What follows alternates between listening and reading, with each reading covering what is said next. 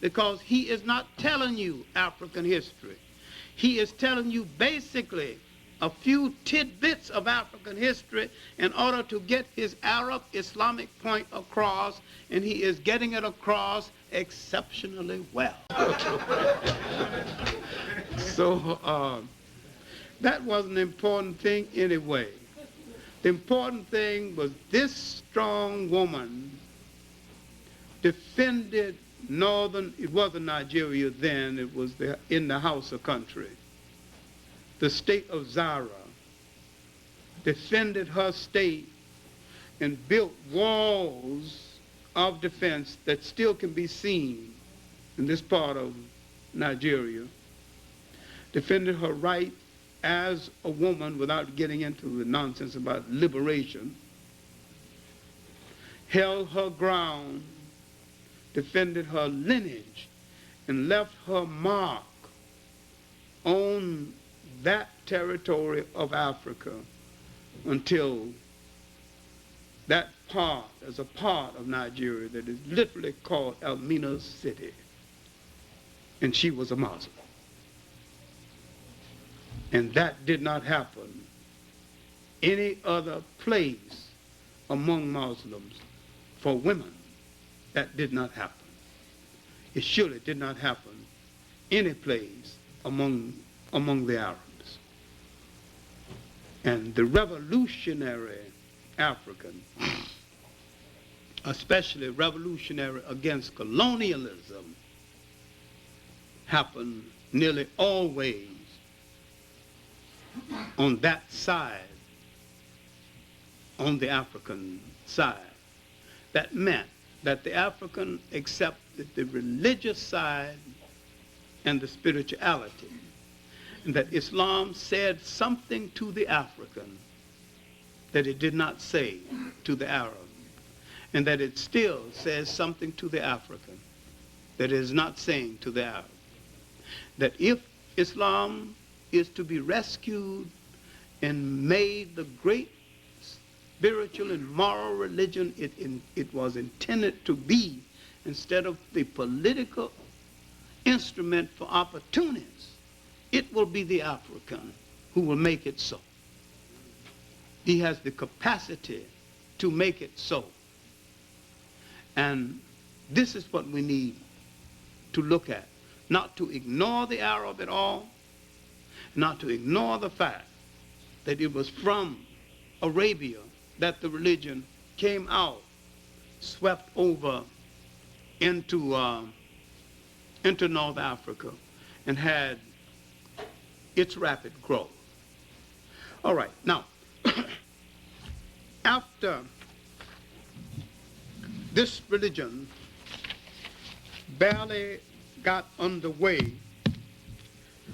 the prophet had some difficulty, had to leave Medina, then literally had to fight his way back to Mecca. Bilal was with him all of the time, and so was Zayd bin Harith. Zayd bin Harith was the governor of the Prophet's tribe, the Quraysh, and he was married into the Prophet's family, one of the highest honors possible. And he is hailed as one of the great heroes of Islam in the Encyclopedia of Islam and other literature of Islam.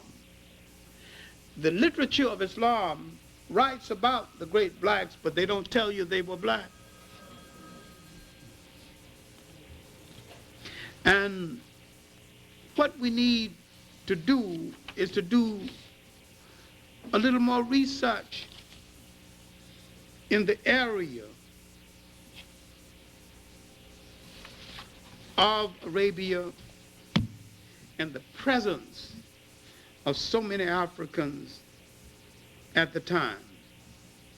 We need also to look at the number of African neglected heroes in Islam and bring them back to fore, bring them back into world consideration, and understand that Islam came into being so fast. It is literally a religion made from a composite religion, in the least original of the world's religions. It had to take something from Christianity, something from Judaism, something from Zoroastrianism. That is nothing that one needs to apologize for. And yet, it came into being at a time. It served a great purpose. And it had to turn to many places for haven and for shelter. On the advice of Zayd bin Harith and Bilal, some of the key followers were sent to Ethiopia for shelter while the trouble in Arabia blew over. The prophet said, "Go to Ethiopia, go to that land of righteousness where no one is wrong." This is the kind of reputation Ethiopia had among Muslims at the time it had been a Christian nation for over 300 years. Other people against the move went ahead and told the Ethiopians that these people were thieves. And when the Ethiopian king received them, he said that your message is not much different from the Christian message. And he received them and sheltered them until the difficulty blew over and they went back and strengthened and got the faith well underway. Now, Bilal stayed with the prophet the rest of his life, and when the prophet was dying, he literally appointed Bilal as the next caliph, and he refused it. Now look what would have happened to the faith had Bilal became the next caliph after the prophet. It would have been a different religion altogether. But he refused the honor, but he did not call the prayers except 2 more times. After that, he called the prayers for Umar, the first caliph, and 1 time for a special meeting for the first caliph. And then he either went back to Ethiopia or he died. We know Zayd bin Harith died in a battle against the Byzantines. But these 2 Ethiopians had helped to lay the foundation and the strength for Islam. Islam now was ready to move out of Arabia over into North Africa, to move into the vacuum left by the confusion of the Romans and the mismanagement of Christianity. North Africa was in such a sad state that the people were ready to welcome almost anything with the disappear with the wreckage left by the Romans. So there was very little resistance. In a little while, the Muslim armies had swept across most of northern Africa. A little resistance from the Berbers. These are relatives of the Arabs who had arrived much earlier. And this resistance didn't last too long. When this resistance died down, Islam swept into the Western Sudan and began to convert Africans. Now, Islam swept into the Western Sudan. Understand me now, if you can visualize a map of Africa. They went down into West Africa, not the coast, but inland away from the coast. That is called the Western Sudan, skirting the coast. And they converted a group of Africans. And these Africans became purists. So much purists that these Africans, after 50 years or so, came back into Morocco and told those who converted them, you are not properly observing the faith. I'm purer than you are. Now, you have to understand this, because Western Africa, the Western Sudan and Western Africa were converted by Islamized blacks. East Africa was converted by Arabs. Islamized blacks knew what part of African culture to leave intact in spite of Islam. You can see the difference to this day. And East Africa, converted by the Arabs, who had no respect for African culture then or now, they destroyed a lot of African culture. They married African women, and after 50 years, they had produced enough black-looking Arabs, and ultimately they would use them to go inland where the Arabs were not permitted to go and start the East African slave trade.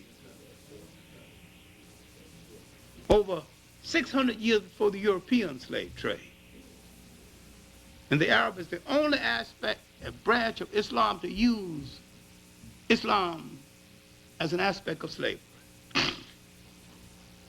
Now, the Africans who converted those in Western Sudan left the matrilineal system intact, meaning the lineage coming down through the female remained intact in Western Africa, while in Eastern Africa, the Arab installed the patrilineal system, meaning the inheritance comes through the oldest son, and the lineage comes down through the male side of the family.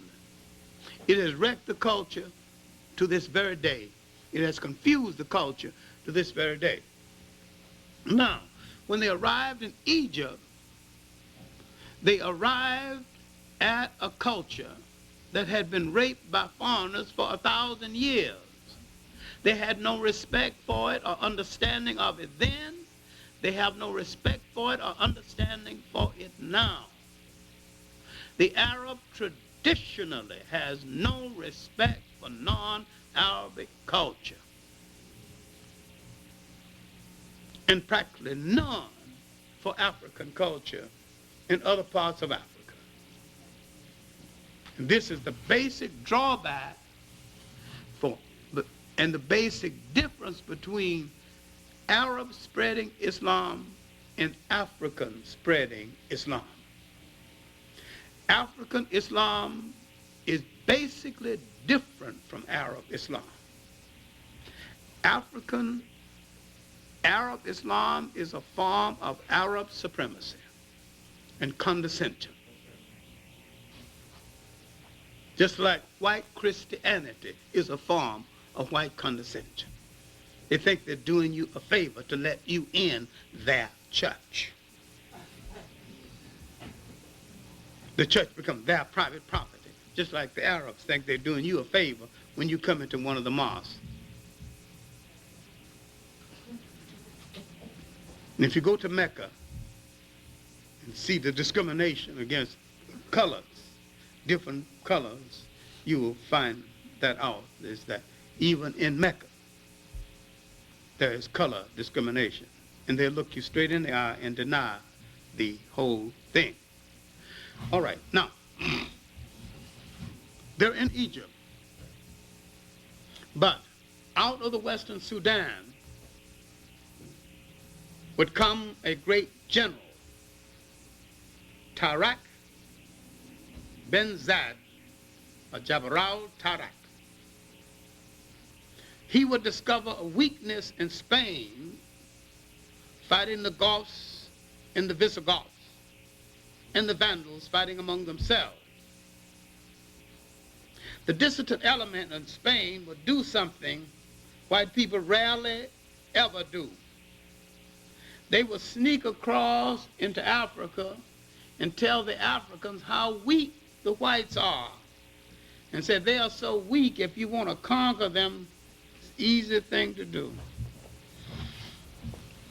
Jabral would send a testing army, about 10,000, just to test their lines. You find it is easy.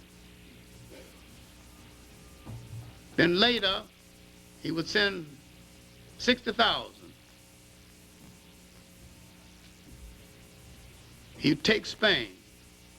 Now this is purely an African conquest. You are not dealing with the Arab conquest of Spain at first, because the Arabs were not there at first. The initial conquest of Spain was African, not Arab.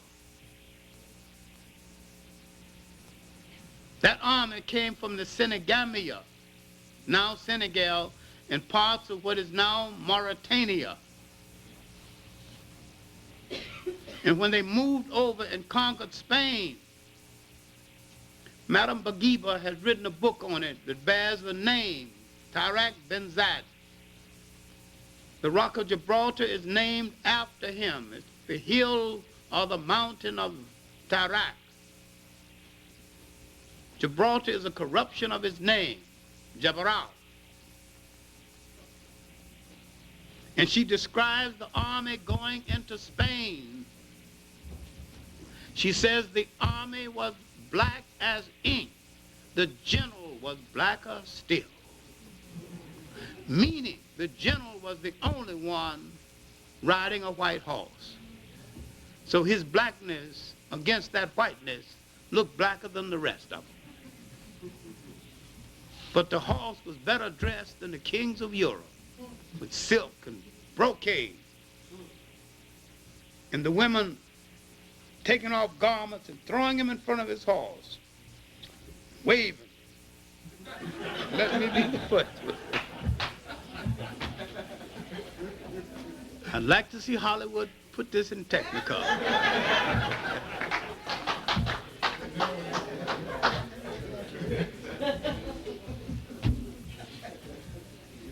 Militarily, the Africans took over Spain, and militarily, the Africans held Spain until 1240, while the Arabs did come in. But the military hold on Spain was Africa. Now let's look at the Africans and the Arabs, that combination called Moors in Spain. What did they do? What did the Africans give to Islam? Why do you find a toleration between Christians and Arab, Christians and Muslims in Spain that never existed before ever? It is the African spirituality. They coexisted with the Catholic Church side by side. They worked out a humane agreement. No mass killing. They built public schools. They built public baths. There's a chapter in John Jackson's Introduction to African Civilization called Africa and the Civilizing of Europe. You would do well to read it. That chapter alone is worth the price of the book. But there are many other books on the Africans and the Arabs in Spain. They gave Spain the greatest civilization it has known before or since. They built a great university, Salamanca. They translated the great works of the masters of Europe, including a lot of work they had stolen from Africa. Europe had forgotten its own masters. The Africans translated. It was the African that suggested that the Jews be appointed to the chairs in the mind sciences. God, what an error. All the ideology chairs. It was the Africans who took the Jews into Spain and made them the grandees, the money managers of Spain. And when the Africans lost power, some of them went Holland and found the Dutch East India and the Dutch West India Company and became managers of the slave trade. People find no compunction of turning on us when it's to their convenience to do so. But their performance in the partnership between the Africans and the Arabs and the Berbers in Spain was a long and beneficial partnership and a fine moment in their history and in world history. The African and the Arab and Islam had united and held Europe at bay for almost 1,000 years. And when that partnership went bad, both of them were in trouble. By 1450, the Africans and the Arabs began to argue among themselves over nonsense at first. But 1240, the Portuguese had broken away from the Africans, but Spain was still under their domination. Then half of Spain, for 1455, had broken away, the Castilian part. And now they had colonial aspiration of their own. And they went to the Pope to discuss the matter. He was the leading authority of the world where Europe is concerned. Now they wanted a piece of the world. They wanted to start dividing up the world among themselves. And the Pope told them, you are both authorized to reduce to servitude all infidel people. In other words, you need not feel guilty about the slave trade that had already started along the coast of West Africa. The fact that there were great independent states inside of Africa is something I'll talk about later on. My main point here is that Islam had swept down into the Western Sudan. That a lot of people say the great states of Ghana, Mali, and Sungay were Muslim states. Ghana was never a Muslim state. In fact, Ghana was destroyed by Muslims. By Abu Bakr of the Susus. When he pulled his army out of Ghana to help his co-religionists in Spain, he died.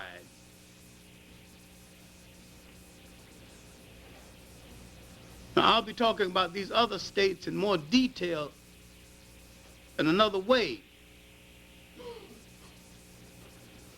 But what I'm concluding with is that the spread of Islam into the Western Sudan had brought a language, a sense of accounting, and a religion that had a fascination for the African. But now, the argument between the Africans and the Arab spoiling the performance they had, that almost 1,000-year performance that had been good not only for them but good for mankind.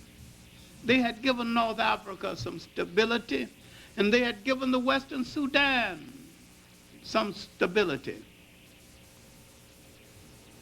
It came 1492, And the least significant event would be the so-called discovery of the New World. The greatest event in the history of that period would be really the Africans and the Arabs, collectively called Moors, would lose their hold on Spain and be pushed out. Be pushed out of Spain, and they would lose the Mediterranean. They had blocked Europe in the Mediterranean. They had forced Europe out of the Mediterranean, and they had forced Europe into the Middle Ages. Now Europe had discovered longitude and latitude. It had come out of its box. They'd gone back to sea. They had learned some maritime techniques from the school at Salamanca, that the Africans had translated information from Spain, and they would turn on the very Africans who translated it for them and the very Arabs. The fight between the Africans and the Arabs would facilitate the rise of Europe. But except had the Africans and the Arabs got together at that point in history, fighting over various interpretations of Islam, they could have stopped Europe and stopped the slave trade, but instead of stopping the slave trade, the Arabs went into the slave trade, disgraced Islam, disgraced themselves, and left the African without protection, something which we should never forgive.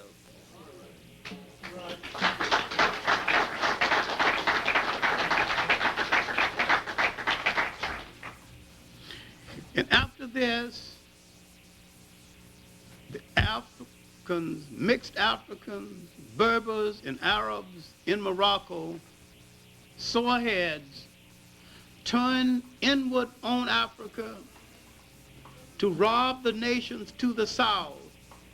They recruited European mercenaries with modern weapons for that day, and with some guns supplied by Queen Elizabeth I, they invaded the Western Sudan, destroyed the great state of Sangay. In the long night that was to last 500 years had started, and the good that Islam had done was being spoiled. Now you had Muslim against Muslim facilitating the spread of the slave trade inland.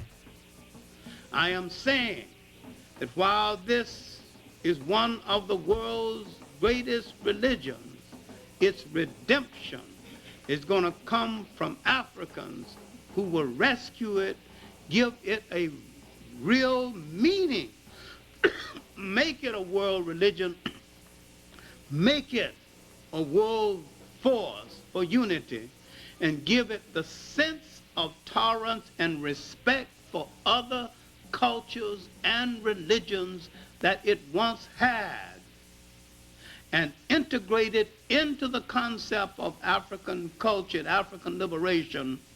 Either do this or throw it into the ash can of history. Thank you.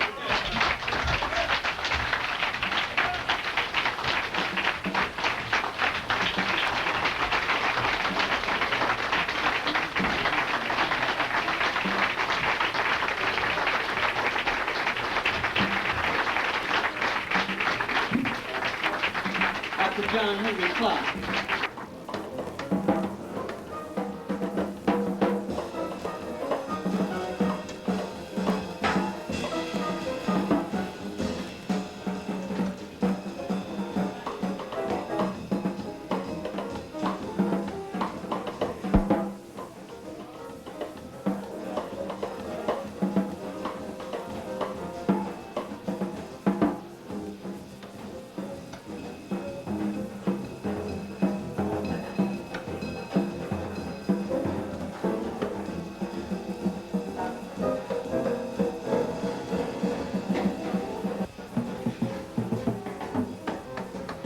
they have decided to establish these clinics in which to dispense prescriptions